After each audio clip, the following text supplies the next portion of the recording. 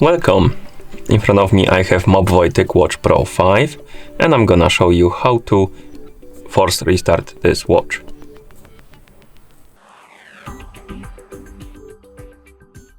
To force restart this watch, simply press and hold the power button and keep holding it until you see the TicWatch logo on the screen. So let's press and hold the button, keep holding it. It takes about 10 seconds.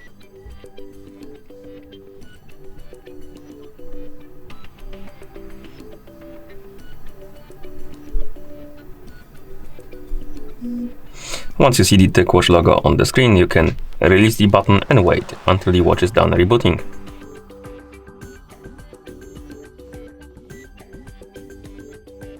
As you can see, we're back in the system, and that's how you force restart this watch. Thank you for watching. If you found this video helpful, please consider subscribing to our channel and leaving a like on the video.